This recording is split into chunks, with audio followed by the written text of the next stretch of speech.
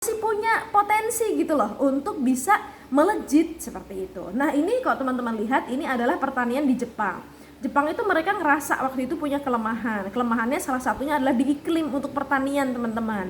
Jadi kalau kita tahu di Jepang itu mereka mau nanam padi susah banget ya, meskipun mereka makannya juga makan nasi. Kalau teman-teman lihat film-film Jepang itu kan makan nasi. Nah, jadi apa namanya? Tapi kan nggak sestabil seperti di Indonesia kalau mereka nanam padi gitu. Baru nanam musim salju, kan nggak enak banget ya teman-teman, padinya bisa mati gitu. Tapi justru dari keterbatasan itu mereka kemudian berpikir gimana nih caranya. Meskipun kita musimnya itu berganti-ganti, tapi kita tetap punya nasi sepanjang tahun. Akhirnya mereka mencoba menemukan solusi. Nah, jadi kalau teman-teman punya keterbatasan, harusnya kayak gitu, berpikir solusinya bagaimana, bukan menghentikan langkahnya. Akhirnya mereka melakukan riset, bagaimana kalau kita melakukan indoor planting, gimana kalau kita melakukan pertanian di dalam ruangan. Yang akhirnya sekarang Indonesia, teman-teman, kalau misalnya belajar tentang teknologi pertanian, itu belajarnya salah satu unggulannya adalah ke Jepang.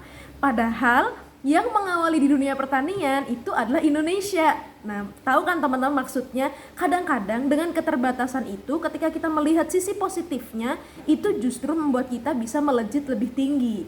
Teman-teman misalnya merasa oh aku nggak punya uang untuk kuliah, aku nggak punya ini dan seterusnya, nggak punya motor, nggak punya laptop, nggak punya ini. Kalau teman-teman fokus ke itunya saja, ya udah teman-teman nggak jadi melangkah.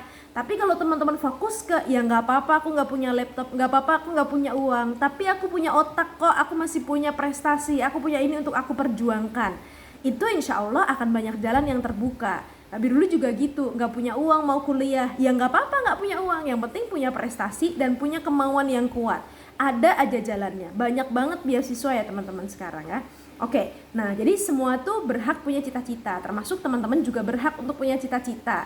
Jadi jangan sampai tadi ya teman-teman merasa selesai setelah SMA, itu belum, baru mau mulai babak yang sesungguhnya. Nah, ini waktu itu Mbak Birul pas dibikin dibikin film sama Pustekom Kemdikbud RI. Jadi waktu itu filmnya ini menceritakan tentang bagaimana perjuangan Mbak Birul untuk sampai bisa di titik sekarang ini. Nah, waktu itu judulnya apa ya? Puzzle Mimpi Birul atau apa lupa deh. Nah, jadi awalnya Mbak Birul juga nggak nyangka bakal bisa kuliah ke luar negeri, bakal bisa kuliah di UGM, nggak nyangka teman-teman. Tapi Mbak Birul sudah punya impian itu. Nah, jadi semua orang meskipun ngerasa nggak punya uang, tapi dia berhak kok punya cita-cita. Dan Mbak Birul juga waktu itu kayak gitu, punya keyakinan, ini cita-citaku ini. Asal aku mau memperjuangkan, nanti pasti ada jalan. Ya bener, pas Mbak Birul mau kuliah, tiba-tiba ada beasiswa bidik misi atau sekarang namanya KIP kuliah. Itu dulu sebelum Mbak Birul belum ada, teman-teman. Terus kayak Mbak Birul pas kuliah pengen banget nanti habis lulus dari UGM terus lanjut ke luar negeri. Waktu itu tadinya belum ada beasiswa LPDP, terus kayak pas Mbak Birul tiba-tiba kuliah dan udah punya cita-cita nanti pengen ke luar negeri, tiba-tiba pemerintah launching beasiswa LPDP. Jadi kayak pemerintah tuh nyiapin jalan gitu loh. Ya Allah, ini kan yang aku cita-citakan, tiba-tiba ada jalan di depan mata gitu loh. Tapi tadi impiannya udah dibangun jauh-jauh hari. Nah, ini banyak ya teman-teman, kayak Mbak Birul pas jadi mahasiswa baru nih masih unyu-unyu banget kayak teman-teman lulus SMA gitu ya. Nah, habis itu awalnya cuma mimpi, aku nanti pengen jadi mahasiswa terbaiknya UGM. Cuma pengen kayak gitu doang. Pokoknya nggak ngerti gimana caranya, tapi aku akan berjuang. Dan alhamdulillah tahun 2013 Mbak Birul kepilih nih jadi mahasiswa terbaiknya UGM. Awalnya kayak cuma cita-cita gitu loh teman-teman. Ini kan nggak nyangka mahasiswa yang bentuknya kayak gini. Gimana ceritanya buat jadi mahasiswa terbaik UGM? Tapi ya tadi Mbak Birul punya keyakinan dan punya kemauan untuk memperjuangkan. Jadi cita-cita itu nggak cukup sekedar cita-cita teman-teman, tapi perlu diperjuangkan. Dan itu pasti melelahkan, namanya juga berjuang, tapi ya akan lebih melelahkan ketika teman-teman memperjuangkannya dengan biasa aja sampai akhirnya nanti menyesal di akhir, seperti itu. Ini yang mimpi yang Mbak Birul ceritain di pidato tadi. Salah satunya mimpinya Mbak Birul, ya Mbak Birul tadi kan cerita 2 tahun sebelumnya Mbak Birul pernah nulis nih di tembok kamarnya Mbak Birul. Ya bukan nulis di temboknya ya, maksudnya di kertas gitu lah, ditempel di tembok. Salah satunya ini teman-teman lihat, bincang-bincang dengan Presiden RI. Waktu itu Mbak Birul iseng doang, nulis kayak pengen doang, nggak ngerti. Ya Allah, aku pengen aja sih ngobrol sama Presiden, Mbak Birul tulis. Dan itu 2 tahun kemudian kayak Allah kasih jalan gitu loh. Jadi jadi semua yang Mbak Birul awalnya itu impian, tapi tadi diperjuangkan untuk menuju ke sana. Jadi tugas teman-teman sekarang bagus, yang belum punya impian segera bangun impian, yang udah punya impian perjuangkan impian itu. Gitu. Terus tadi yang Mbak Birul juara di UGM, akhirnya malah juara sampai masuk ke tingkat nasional. Nah jadi seperti itu. Nah ini yang tadi pidato di depan presiden, awalnya cuma kayak tulisan gitu di kamarnya Mbak Birul, alhamdulillah bener-bener bisa bincang-bincang. Ini bincang-bincang langsung nih teman-teman, selain pidato tadi itu ngobrol sama presiden gitu. Jadi kayak apa ya, ya Allah ada ya jalannya gitu. Jadi apa namanya, ada, asal kita mau berjuang gitu ya teman-teman. Terus kayak pas kuliah ke luar negeri, jadi awalnya waktu itu pengen banget saya nanti kuliah ke negara ini, jalan-jalan ke Eropa, ke sini, ya alhamdulillah gitu, itu kayak terwujud gitu. Salah satu cita-citanya Mbak Birul dulu tuh pengen banget pas SMA kayak teman-teman itu pengen banget pegang salju. Jadi kayak ya Allah pengen, aku tuh pengen. Nah pas Mbak Birul kuliah itu ada kesempatan beberapa kali ke luar negeri teman-teman, tapi pas nggak musim salju, jadi kan nggak jadi turun saljunya. Terus kayak ya Allah mudah-mudahan nanti pas S2 bisa dong dapat apa namanya, pernah mewujudkan mimpi untuk bisa pegang salju yang asli ya teman-teman. Sekarang kan banyak ya kayak di Trans Studio Bintaro, di sini ada juga Snow World gitu ya, tapi ini yang salju beneran gitu. Nah akhirnya alhamdulillah gitu bisa kuliah ke luar negeri, terus bisa merasakan seperti apa sih memegang yang namanya salju itu seperti apa, terus Eropa itu seperti apa. Ya, biasa aja sih sebenarnya ya, cuman itu jadi pengalaman. Yang nggak biasa itu adalah pengalamannya teman-teman. Mungkin teman-teman ketika jalan-jalan dan sebagainya biasa aja, tapi yang nggak biasa adalah pengalaman yang teman-teman miliki. Kenapa? Karena pengalaman itu akan membangun kita di masa depan jadi seperti apa. Semakin banyak teman-teman yang pengalaman yang teman-teman miliki, semakin luas nanti kemampuan berpikir teman-teman, semakin bijak teman-teman dalam melihat suatu masalah. Itulah kenapa teman-teman perlu menambah pengalaman, gak cukup sampai SMA, tapi tambah lagi pengalaman dengan kuliah. Karena di perkuliahan teman-teman akan menemukan banyak banget pengalaman yang dulu pas SMA tuh kayak Mbak Biru kok lihat anak SMA tuh kayak ya Allah kayak anak yang bahagia banget, gak punya masalah gitu ya. Mahasiswa pun iya, pas teman-teman udah lulus dari mahasiswa itu kayak ya Allah mahasiswa tuh kayak orang yang gak punya beban gitu ya. Tapi apa namanya, itu benar-benar semua pengalaman yang Mbak Birul dapatkan dari SMA, kuliah itu terakumulasi dalam diri Mbak Birul dan membentuk sekarang yang seperti apa gitu. Makanya perbanyak pengalaman yang teman-teman miliki. Nah ini salju, akhirnya bisa pegang salju gitu ya, ngerasain oh salju itu seperti apa gitu. Yang awalnya itu hanya impian seorang anak kampung. Saya tuh tinggal di kampung banget ya teman-teman. Cuman waktu itu kayak mustahil banget. Di kampung saya orang tuh ke luar negeri paling cuma umroh atau haji gitu kan. Nah itu kayak udah tenar banget gitu kalau ada yang pulang umroh sampai semasjid gitu kan, penuh orang menyambut, karena jarang banget, kalau enggak jadi TKW gitu kan. Nah jadi apa namanya, ketika waktu itu memegang salju itu seolah mimpi yang kayak apa sih gitu, kayak unreal gitu ya. Tapi ya udah, berani aja bermimpi, nggak masalah kan, bermimpi gratis ya kan teman-teman. Nah tuh sampai akhirnya bisa S2, wisuda S2 di luar negeri.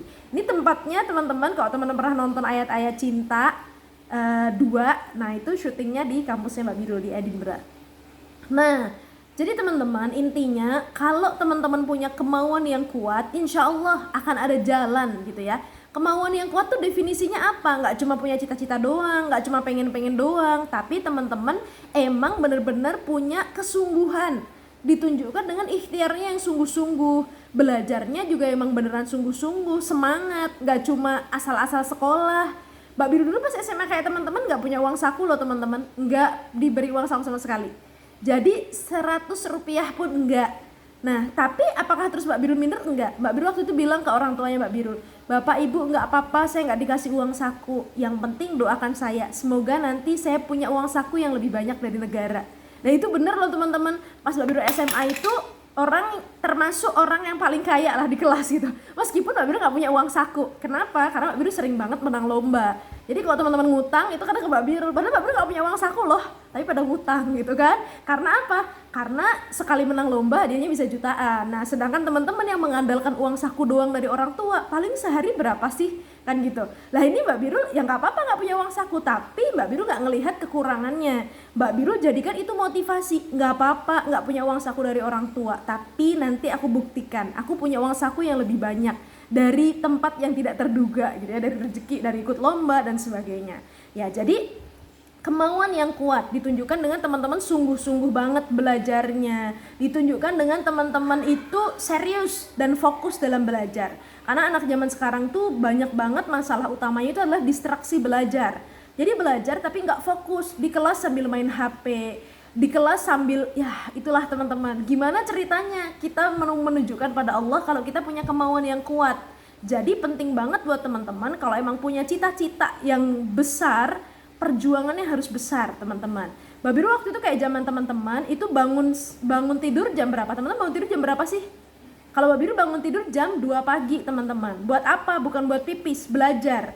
Karena Mbak Biru punya cita-cita besar yang harus diperjuangkan. Jam 2 pagi belajar karena teman-teman Mbak Biru bisa les. Mbak Biru nggak bisa les. Sementara Mbak Biru harus bersaing, nilainya harus lebih tinggi dari mereka. Maka mau nggak mau Mbak Biru harus menambah dong effort belajarnya. Jadi jam 2 pagi Mbak Biru sudah bangun, sudah belajar.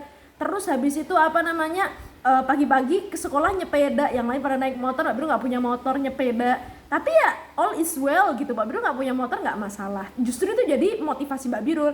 Ntar meskipun aku nggak punya motor, tapi nanti aku pas lulus SMA aku bisa beli motor sendiri. Ya alhamdulillah gitu. Lulus SMA dari tabungan yang Mbak Biru miliki dari menang-menang lomba, itu bisa buat beli motor sendiri. Yang lain kan dibeliin orang tua. Jadi malah jadi bisa lebih dari yang lain karena perjuangannya lebih gitu loh teman-teman. Jadi artinya kalau teman-teman memang beneran punya cita-cita, punya impian, perjuangkan sampai energi terakhir teman-teman ya. Jadi insya Allah setelah itu akan ada jalan yang Allah siapkan. Nah termasuk ketika teman-teman kuliah misalnya ngerasa kayak aku nggak punya uang kak, beasiswa banyak banget, kayak Mbak Biru kuliah S1 dan S2 pakai beasiswa ya. Nah kalau bahasanya Prof Nuh itu belilah masa depan dengan harga sekarang. Jadi sekarang teman-teman ini hanya cukup membeli masa depan dengan belajar sungguh-sungguh. Kayak ya udah cuma belajar doang, udah banyak banget beasiswa yang ada gitu loh. Tapi teman-teman nanti ada di titik yang udah jadi orang sukses, terus kemarin-kemarinnya tuh modalnya cuma belajar murah meriah gitu loh. Beli masa depan teman-teman dengan harga sekarang, modalnya cuma belajar yang sungguh-sungguh gitu loh. Daripada teman-teman sekarang nyantai-nyantai, suka kongko-kongko, nongkrong-nongkrong, habis itu nggak taunya teman-teman yang lain udah belajar sungguh-sungguh macam-macam, yang lain kuliah kemana, ya ini di situ-situ aja. Akhirnya nanti jadi buruh bangunan, ngikutin orang tuanya lagi. Akhirnya ya udah di waktu itu teman kita sudah jadi di titik tertingginya, dia sudah dibeli harganya mahal banget teman-teman, jabatan posisinya dia, sedangkan kita masih di situ-situ aja. Kenapa? Karena kita nggak mau membeli di masa lalu. Karena teman-teman sekarang nggak mau berjuang yang sungguh-sungguh. Maka sekarang tugas teman-teman itu yuk berjuang sampai titik penghabisan yang teman-teman miliki. Karena itu akan mahal di masa yang akan datang. Sekarang teman-teman bisa membelinya dengan sangat murah. Cuma belajar dan berdoa ya. Tuh. Nah pertanyaannya kenapa sih Mbak kok harus banget kuliah gitu ya. Ini nih teman-teman. Ini prediksinya UNESCO nanti di 30 tahun yang akan datang teman-teman akan lebih banyak orang yang graduate dari university. Ya, jadi akan ada namanya academic inflation. Ini sebenarnya terjadinya udah lama sih, cuman 30 tahun yang akan datang itu akan lebih parah lagi. Apa sih Mbak academic inflation? Kalau teman-teman amati, dulu kakek saya itu teman-teman jadi PNS di KUA itu lulusan SD bisa dan jabatannya udah tinggi golongannya. Sekarang teman-teman lulusan SD kerjanya jadi apa? Itu yang namanya academic inflation. Kenapa? Karena lebih banyak lagi orang yang memiliki akses ke pendidikan tinggi gitu. Makanya teman-teman nggak boleh santai-santai. Aku nggak apa-apa kok lulusan SMA aja. Banyak banget orang yang bekerja di Jakarta, ngerantau, karena dulu sekarang tinggalnya di deket-deket Jakarta gitu ya, ngerantau, lulusannya SMA aja, terus akhirnya kepentok gitu loh teman-teman. Ya udah, akhirnya jadi buruh, jadi ART, jadi apa? Sayang banget. Padahal seandainya mau berjuang lebih dikit aja, itu banyak banget jalan yang bisa diakses gitu loh. Nah, dengan teman-teman berpendidikan itu paling tidak teman-teman punya privilege untuk mengakses peluang yang lebih luas. Itu ya teman-teman. Ini yang pertama. Yang kedua teman-teman, World Economic Forum memprediksi nanti di tahun 2025, itu bentar lagi ya, 3 tahun lagi, itu banyak banget pekerjaan yang nggak lagi dikerjakan sama manusia. Sekarang juga udah banyak banget ya teman-teman. Contohnya dulu itu kalau fotokopian belum ada, orang itu menyalin loh teman-teman. Pas ada mesin fotokopi kan nggak ada lagi orang yang tugasnya menyalin tulisan. Terus habis itu di pabrik-pabrik banyak banget deh teman saya ada yang dia produsen robotik gitu. Jadi di pabrik-pabrik yang tadinya diangkat oleh kuli angkat sekarang nggak lagi, sekarang udah diangkat pakai robot gitu. Nah di tahun 2025 nanti World Economic Forum memprediksi jumlahnya itu akan semakin banyak gitu. Artinya lebih sedikit tenaga manusia yang diperlukan. Artinya hanya orang yang punya kompetensi yang akan terpilih untuk bekerja di sektor-sektor strategis. Jadi ya termasuk orang yang berilmu dan punya akses pendidikan teman-teman. Makanya buat teman-teman yuk disiapkan dari sekarang. Dan teman-teman yang menarik adalah Einstein. Teman-teman tahu Mbah Einstein ya, Albert Einstein. Dia bilang bukan karena saya cerdas kok tapi I stay with problem longer. Ya jadi Einstein jadi punya banyak karya seperti itu, punya banyak ide seperti itu, salah satunya karena Einstein tuh punya banyak masalah gitu loh dalam hidupnya. Dia stay with problem longer, lebih lama. Yang lain udah menyerah, dia masih terus berjuang. Nah, kalau teman-teman itu pengen lebih dari yang lain kayak Einstein ini, yang lain udah menyerah, teman-teman tetap berjuang. Yang lain santai-santai, teman-teman berjuang. Yang lain tidur, teman-teman belajar gitu loh teman-teman. Yang lain jam 2 masih ada ngorok gitu, teman-teman udah bangun belajar. Karena teman-teman tahu ada hal yang harus saya perjuangkan. Nah, dan teman-teman, kuliah itu salah satunya adalah kita memaparkan diri kita dengan banyak masalah. Jadi kalau teman-teman misalnya nggak kuliah, misalnya kan lulus SMA, apalagi yang perempuan, biasanya cita-citanya berikutnya apa? Nikah kan? Maksudnya ya udah gitu. Setelah itu udah selesai gitu. Nah tapi kalau teman-teman itu kuliah, itu kayak di kuliah akan menemukan banyak banget pengalaman dan kesulitan, yaitu positif, justru membangun kita menjadi lebih baik gitu loh teman-teman. Nah contohnya kayak gini, jadi banyak banget teman-teman ikut organisasi, bikin project dan sebagainya, yang itu semuanya akan berdampak baik buat teman-teman sendiri gitu. Nah ini terus jalan-jalan ke luar negeri kemana, itu sebenarnya masalah ya teman-teman, karena teman-teman tadinya tinggal pengennya kan lulus SMA udah duduk-duduk aja di rumah. Tapi ketika teman-teman aktif di kampus, teman-teman punya banyak pengalaman, ikut organisasi dan sebagainya, nah teman-teman tuh sebenarnya memaparkan diri dengan kesulitan karena harus ngerjain project ini itu dan sebagainya, tapi it's worth it gitu loh teman-teman. Ya udah, habis itu teman-teman bakal dapat banyak banget pengalaman, yaitu nggak didapetin kalau teman-teman nggak mengakses pendidikan tinggi gitu. Nah, gimana nih persiapannya? Teman-teman siap-siap dari sekarang. Kan teman-teman dari SMA nih. Kalau yang masih ada yang SMA kelas 1, kelas 2, bisa siapin dari awal banget masuk SMA. Tapi kalau udah terlanjur kelas 3, bener-bener coba udah dikomunikasikan belum ke orang tuanya. Cita-citanya gimana habis lulus SMA? Sering banget yang terjadi itu crash antara orang tua dan anak. Cita-citanya beda. Terus habis itu cari informasi dari sekarang. Karena teman-teman banyak banget beasiswa itu yang buka sebelum teman-teman pembukaan pendaftaran perguruan tinggi. Padahal teman-teman bentar lagi kan pendaftaran kampus. Nah ini sudah mulai ada beasiswa yang buka, dan deadline tutupnya itu adalah sebelum pengumuman perguruan tinggi. Itu ada juga yang beasiswa kayak gitu. Jadi dari sekarang udah cari informasinya gitu, termasuk cari deadline dan juga bikin plan. Kalau aku nggak keterima lewat jalur ini, aku gimana? Mbak Biru punya 2 adik gitu ya, maksudnya adik kandung satunya adik ipar. Nah, yang adik kandungnya Mbak Biru tuh juga gitu, dia punya plan gitu. Oh, aku nanti kalau misalnya nggak lulus jalur ini, jadi dia dari SMA udah nyiapin jalur undangan, dari prestasi akademiknya udah bagus, terus prestasi non akademik, dia sering lomba-lomba tingkat nasional, terus banyak jalan yang udah dia siapin. Ternyata undangan nggak lolos, prestasi akademik nggak lolos gitu kan. Ya udah dia nyiapin SBMPTN. Alhamdulillah sekarang dia lagi koas di Unair. Nah, terus ada yang kedua juga kayak gitu, dia malah lebih banyak nyiapinnya. Lewat akademik iya, lewat jalur prestasi dia juara internasional. Habis itu lewat jalur tahfidz dia juga udah nyiapin. Tiga-tiganya nggak lolos teman-teman. Itu Mbak Biru sempat deg-degan banget. Aduh gimana nih tiga-tiganya nggak lolos. Tapi untung dia punya plan lagi gitu ya. Punya plan, terus akhirnya sekarang dia keterima beasiswa Aperti BUMN di Telkom University. Jadi apa namanya? Ya punya banyak plan. Jadi buat teman-teman biar apa? Nggak punya loading time gitu loh. Jadi kalau teman-teman nggak keterima tahun ini kan sayang banget, nganggur setahun nanti nunggu tahun depan. Tapi kok teman-teman udah punya plan, oh nggak keterima di ini, oh aku punya plan B-nya kayak gini, plan C-nya kayak gini, dan seterusnya. Banyak-banyak latihan soal dan akses beasiswa dari sekarang. Ini yang Mbak Biru ceritain tadi. Jadi beasiswa di kampus itu teman-teman ada 2 macam. Beasiswa yang teman-teman harus daftar sebelum teman-teman keterima kuliah, dan beasiswa yang bisa didaftar setelah teman-teman keterima kuliah. Kalau Mbak Biru dulu daftar yang mana? Mbak Biru daftar dua-duanya. Maksudnya sebelum kuliah udah daftar dulu. Kayak KIP kuliah kan sebelum lulus kuliah, sebelum lulus keterima loh teman-teman, udah daftar dulu kan. Nah terus juga ada namanya beasiswa etos, macem-macem teman-teman bisa cari informasinya. Banyak beasiswa yang harus didaftar sebelum teman-teman daftar kampus. Nah kalau udah daftar kampus gimana Mbak? Kalau belum dapat beasiswa nggak apa-apa, yang penting keterima kampusnya. Kadang-kadang anak-anak ini alibi banget gitu kan, Mbak aku gimana dong nggak ada beasiswa, udah keterima belum kampusnya? Nggak keterima juga, ya udah gimana dong. Jadi teman-teman berjuang paling nggak sampai keterima di PTN deh. Kalau udah keterima teman-teman, meskipun nggak punya dana, teman-teman masih bisa banyak cari beasiswa yang bisa teman-teman akses. Yang penting keterima dulu. Kalau keterima aja enggak kan ribet ya, bingung gimana dong mau ngasih beasiswa gitu. Jadi makanya lagi-lagi tugas teman-teman itu memperjuangkan sampai titik terakhir. Kalau sudah sampai di titik itu dan teman-teman ada di titik itu, ada jalannya. terus berjuang, serius. Banyak banget nanti teman-teman di kampus itu banyak banget beasiswa yang bisa teman-teman dapatin. Yang penting keterima dulu, ya keterima dulu, itu poinnya ya. Tuh ya. Terus habis itu nah ini tantangannya nih teman-teman. Tantangannya buat teman-teman semua biasanya ini ya, lingkungan. Jadi kayak alah sok rajin apa sih, nanti juga kayak gitu di komen teman. Ya nggak apa-apa dinyinyirin orang ya teman-teman, dikomentarin orang nggak apa-apa. Toh mereka juga nggak mempengaruhi masa depan kita gitu. Emang kalau kita nggak sukses dia mau tanggung jawab? Nggak juga kan? Ya kalau Mbak Biru dikomentarin orang, alah kamu tuh anak buruh kok cita-citanya tinggi-tinggi mau kuliah di UGM segala, emang bisa. Doakan aja ya.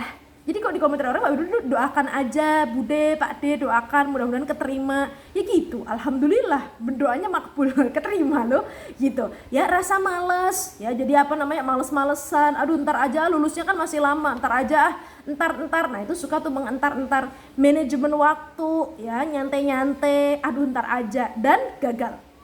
Gagal itu wajar ya teman-teman terjadi, namanya kita mencoba, ada kemungkinan berhasil, ada kemungkinan gagal. Kalau gagal gimana? Makanya penting buat teman-teman tadi punya rencana. Plan A, plan B, plan C, dan plan D. Jadi ketika teman-teman gagal rencana A, masih bisa exit ke rencana B dan seterusnya. Ya, perencanaan itu sangat perlu.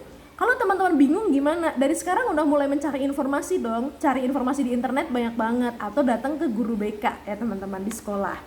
Nah, ini nih teman-teman, ini pesan bukan dari Mbak Biru tapi dari ulama nih, dari para ulama zaman dahulu nih. Sejauh mana usahamu, sekian pula tercapai cita-citamu. Jadi sejauh mana teman-teman mengikhtiarkan untuk mencapai cita-citanya itu, ya segitu dapatnya gitu loh. Kalau teman-teman malas-malesan, ya dapatnya segitu. Tapi kalau teman-teman sampai memberikan energi terakhirnya, insya Allah dapatnya juga di puncak terakhir yang terbaik gitu. Dan kuncinya gimana? Jadikan malam unta tunggangan. Bangun di malam hari teman-teman. Di sepertiga malam bangun buat belajar. Ya, tahajud, belajar, berdoa di situ. Dan itu yang Mbak Birul lakukan dulu. Dan alhamdulillah ada banyak jalan. Terakhir dari Mbak Birul, ini pesan gurunya Mbak Birul, kalau kemauan kita menuntut ilmu itu kuat, pasti Allah siapin jalan. Tinggal beneran nggak? Kita kuat nggak kemauan menuntut ilmunya? Nah itu Mbak Birul udah buktikan. Maksudnya bener-bener kalau kita punya kemauan yang sungguh-sungguh memperjuangkannya, itu ada aja jalan dari Allah. Dan semuanya berhak punya cita-cita. Mbak Birul biasa nulis di Instagram Mbak Birul @birulqodriyah dan juga di blognya Mbak Birul. Nah, ini yang terakhir pesan buat teman-teman. Kalau teman-teman itu mimpinya ekstrim, cita-citanya ekstrim, maka ikhtiar dan doanya juga harus ekstrim teman-teman. Harus sebanding dong, nggak bisa setengah-setengah. Terima kasih banyak teman-teman. Kita lanjut ke diskusi. Mbak Birul bisa sampai 15 menit kali ya Dek Nisa. Ya terima kasih banyak teman-teman. Kita lanjut ke sharing-sharing ya.